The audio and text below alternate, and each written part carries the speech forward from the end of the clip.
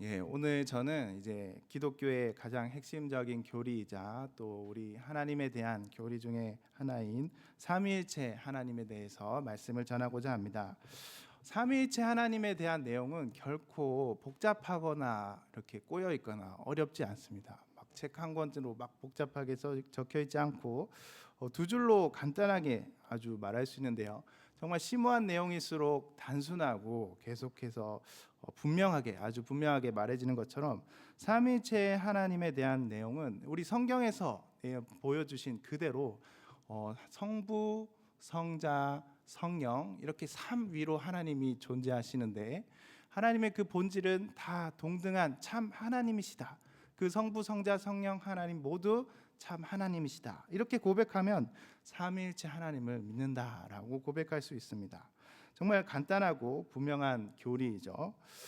이것은 이제 웨스트민스터 소요리 문답 4문에서도 하나님의 본질에 대해서 하나님이 어떤 분이냐 할 때 하나님은 영이시며 그의 존재와 지혜와 권능과 거룩과 공의와 선하심과 진실하심이 무한하시고 영원하시고 불변하다라는 사실을 이런 분이 이제 하나님이시다, 하나님의 본질이다라고 이렇게 말씀드렸었죠. 이것이 이제 되는데 더 나아가 이제 웨스트민스터 소요리 문답 5문과 6문에서는 이 하나님이 유일하시며 한 분이시다. 그리고 이분이 어떻게 존재하시냐? 성부와 성자와 성령 이렇게 영원한 삼위로 계신다라고 정리하고 있습니다. 우리가 이렇게 고백하는 이유는 하나님께서 이렇게 우리에게 가르쳐 주셨고 이렇게 믿으라라고 말씀해 주셨기 때문입니다. 그러므로 오늘은 삼위 하나님과 관련된 성경 구절을 하나씩 살펴보면서 삼위일체 하나님에 대해서 공부해 보길 원합니다. 또 삼위일체 하나님이 우리 신앙에 어떻게 연관되어 있는지 살펴보길 원합니다. 먼저 간단하게 삼위일체 교리에 대한 배경을 살펴보면 이 초대교회 4세기 초에 이제 아리우스라는 이단이 존재합니다. 이 사람은 이제 예수님의 신성을 부인했습니다. 예수님이 어떻게 하나님이냐? 그저 하나님이 만든 성부 하나님이 만드신 그 피조물 중에 가장 뛰어난 존재일 뿐이다라고 고백했던 것이죠. 왜냐하면 하나님이 너무나도 거룩하고 이제 그렇게 존귀하신 분임을 믿고 싶어서 그렇게 했지만 예수님의 신성을 부인하는 그런 결과를 낳았습니다. 이에 AD 325년 니케아 공의회가 열렸고 이제 교회는 성자 예수님께서 성부와 동일한 하나님이시다라는 걸 정리했습니다. 그래서 아리우스를 이단으로 정죄하고 성자와 성부는 같은 참 하나님이시다라고 정리하게 되었죠. 이후에 381년 콘스탄티노플 공의회에서도 이제 성령에 대한 논의가 이어졌습니다. 이에 대해서 이제 성령께서도 성부와 성자와 동일한 참 하나님이시다. 결론만 말하면 이렇게 말할 수 있는 것이죠. 그 결과 이제 삼위일체로는 한 본질, 하나님이라는 한 본질 안에 세 위격으로 존재하신다라고 정의가 이렇게 체계화되었습니다. 여기서 중요한 것은 교회가 이렇게 정리했다고 해서 이 삼위일체 교리는 단순히 사람이 만든 교리다라는 것이 아니라 이미 성경에서 이미 정리되었고 하나님께서 계시하신 것을 교회가 뒤늦게 정리하고 받아들였다라는 사실입니다.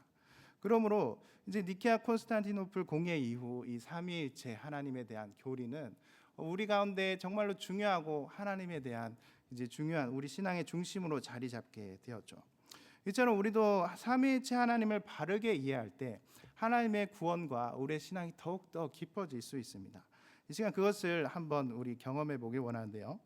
이제 삼위일체 하나님에 대해서 더 자세하게 말씀드리겠습니다. 삼위일체 하나님에 대한 설명에는 이제 계속해서 반복되는데 세 가지 원리가 있습니다.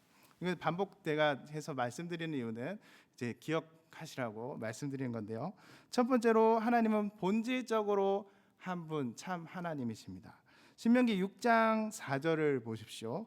이스라엘아 들으라 우리 하나님 여호와는 오직 유일한 여호와시니라고 하면서 하나님은 오직 한 분이시고 유일한 분이시다라는 것을 이제 구약에서 주로 이제 하나님께서 한 분이시다라는 것을 많이 강조하죠. 여기서 우리 하나님께서는 한 분으로서 만물의 주권자로서 유일하고 계시고 또 모든 경배와 예배의 대상이 되시는 유일한 존재이시다, 지존자이시다라는 것을 말해줍니다. 두 번째 원리는 하나님께서 세 위격 성부, 성자, 성령으로 존재하신다라는 것입니다.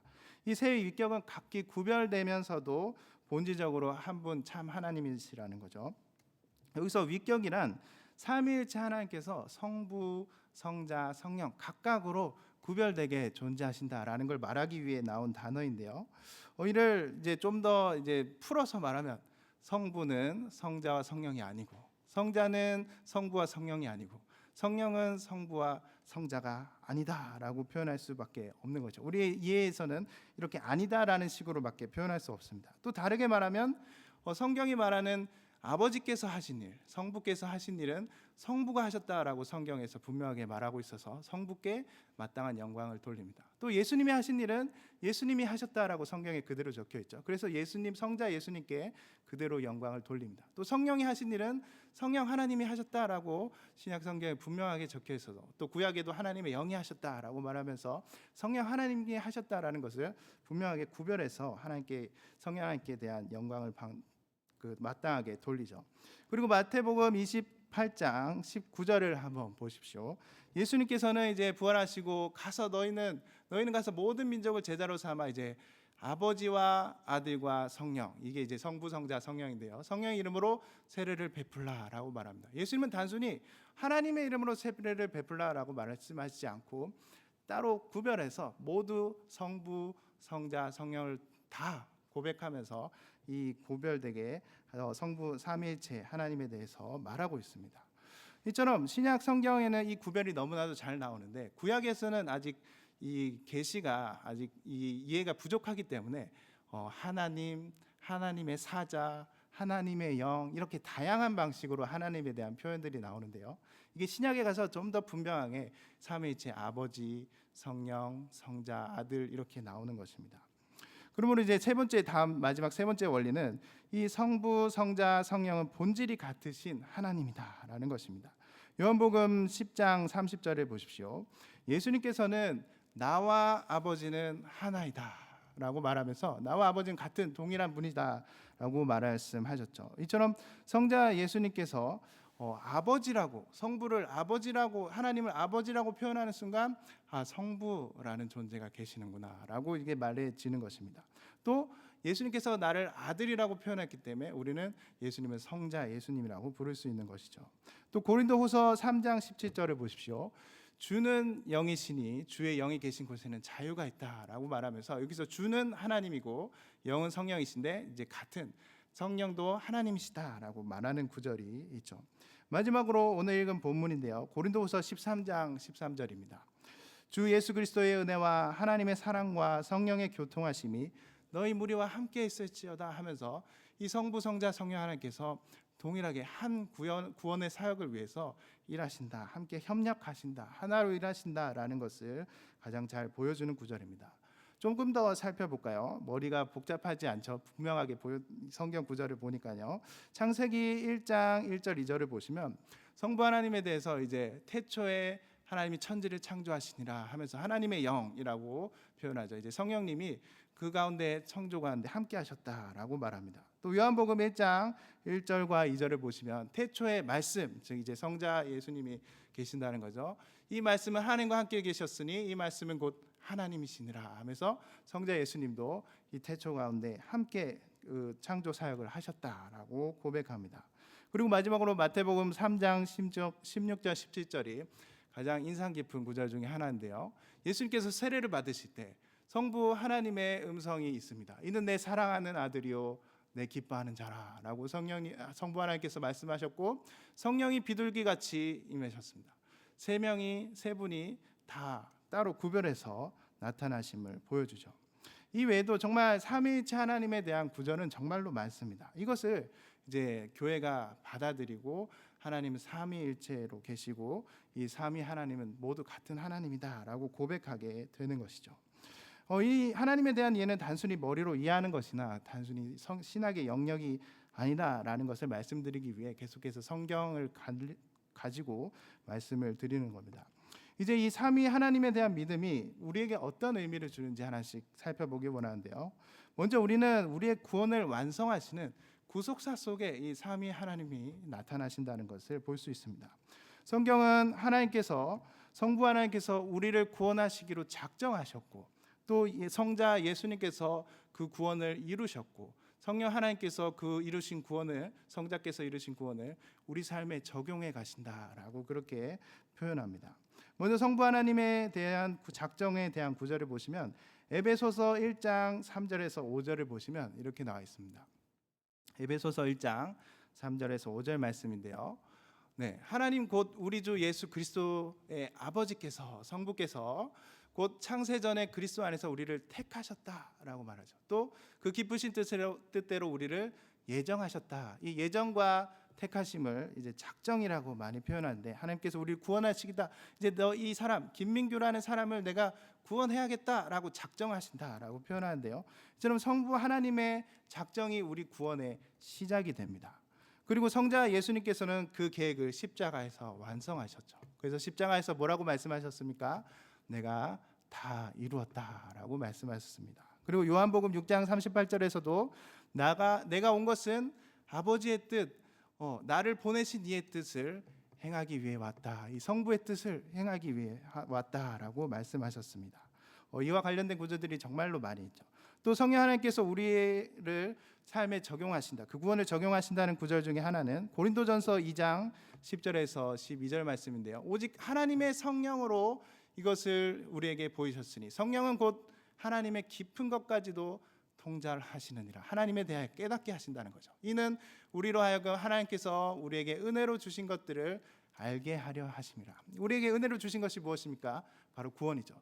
이 하나님이 이루신 구원, 이 삼위 하나님이 이루시는 이 구원이 바로 나를 향한 것이구나라는 것이 성령님이 우리 안에 찾아오셨을 때 깨달아지는 것입니다. 그걸 바로 하나님이 구원을 적용해 가신다. 성령님이 우리 안에서 구원을 적용해 가신다라고 표현하는 겁니다.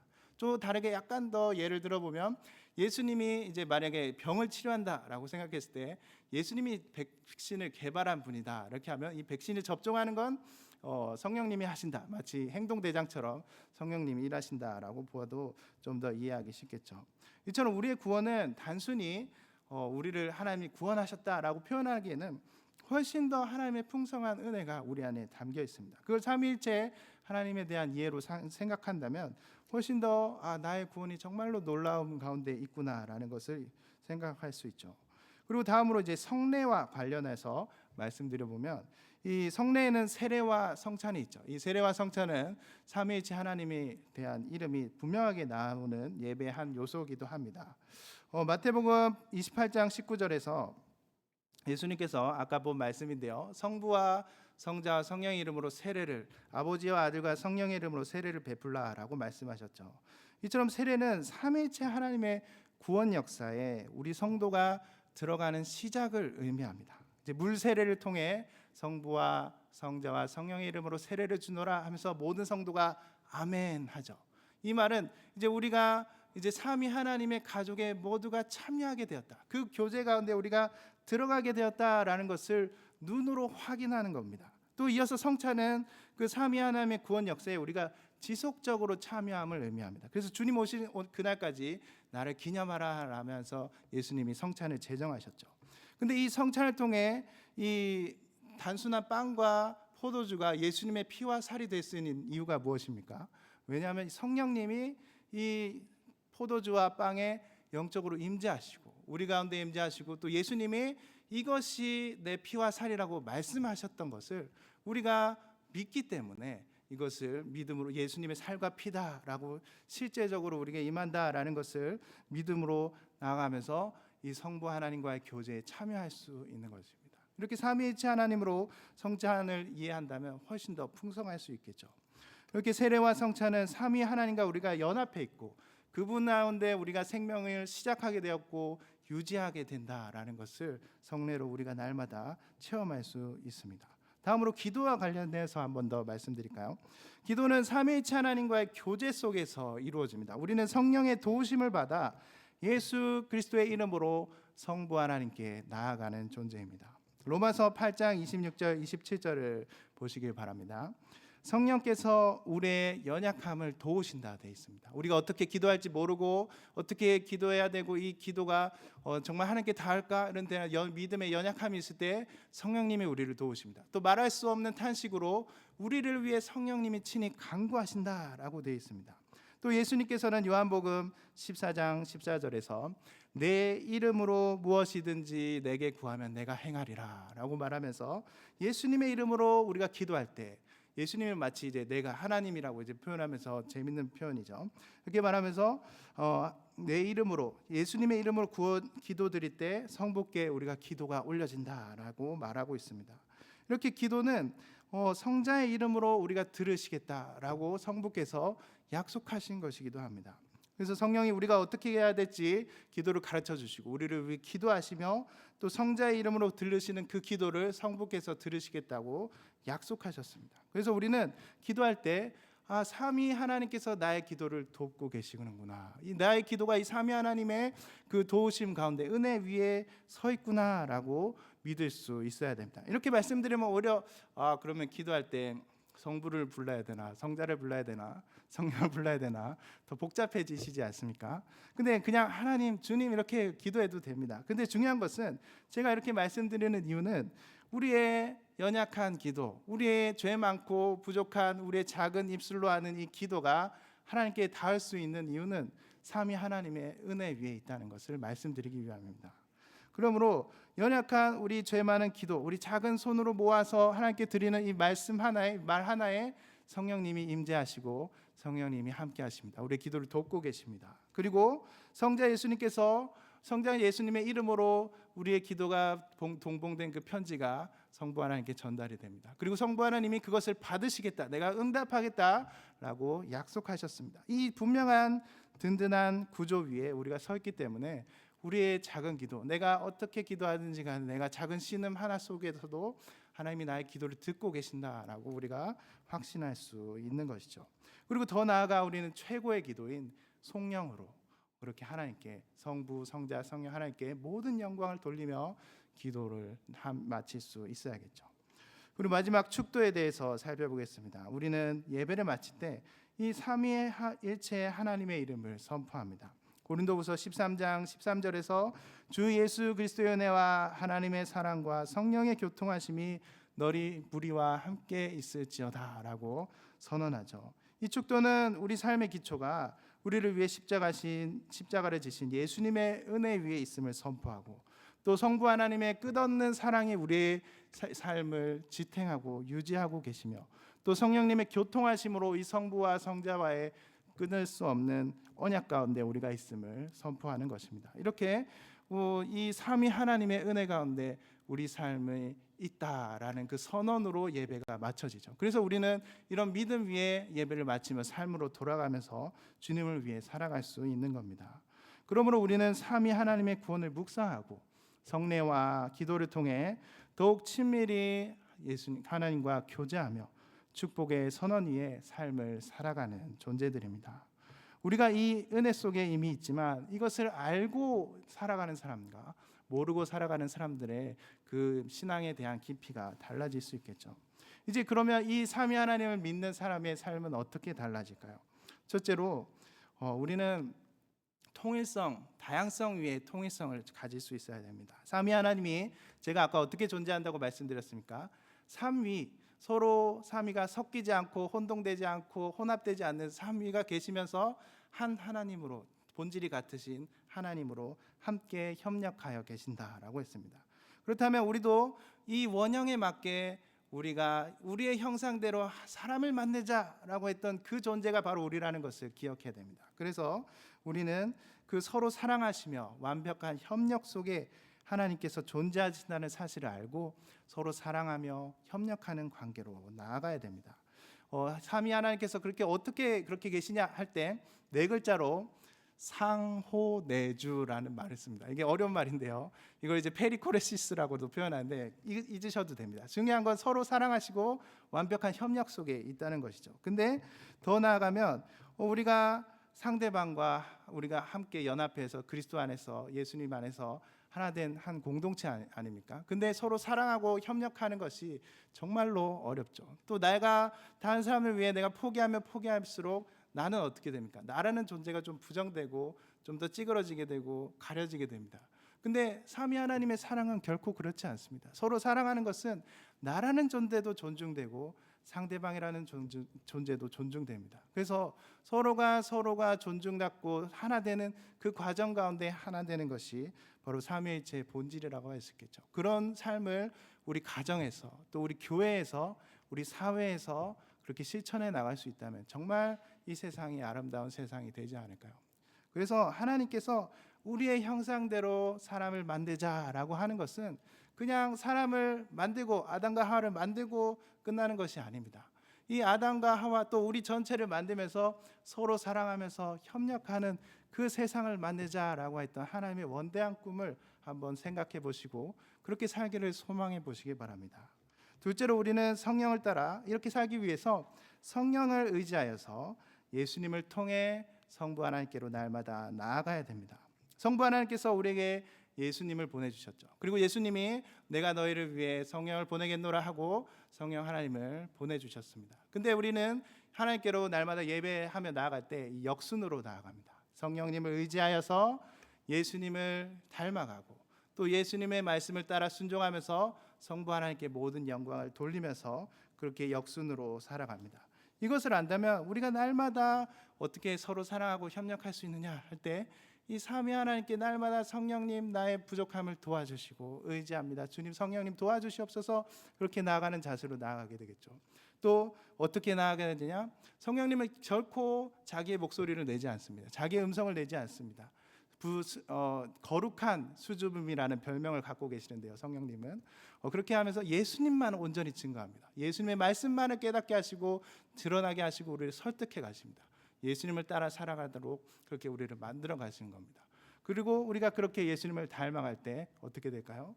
바로 성부 하나님께 예수님이 모든 영광을 돌리고 그분께 순종하셨던 것처럼 종의 형체를 가지셨던 것처럼 우리도 성부 하나님의 모든 영광을 돌리는 성령의 삶을 살 수 있는 것입니다. 그러므로 우리는 그런 존재들이라는 것을 기억해야 됩니다. 이것이 어디서 실현될까요? 바로 교회에서 실현됩니다. 이 교회는 단순히 건물이 아니죠. 삼위 하나님을 믿는 사람들의 모임입니다. 이 교회 안에서 우리는 삼위 하나님을 나타낼 수 있어야 됩니다. 서로 사랑하며 협력하는 가운데 삼위 하나님을 온전히 영광 돌리면서 그렇게 세상 속에서 보여주는 공동체가 바로 이 교회입니다. 그러므로 이제 말씀을 맺고자 하는데요. 삼위 하나님은 우리 삶의 중심입니다. 그리고 삼위일체 교리는 우리가 하나님을 이해하고 우리 삶의 원형이 그분께 있다는 걸 깨닫게 준다는 사실을 믿으시기 바랍니다.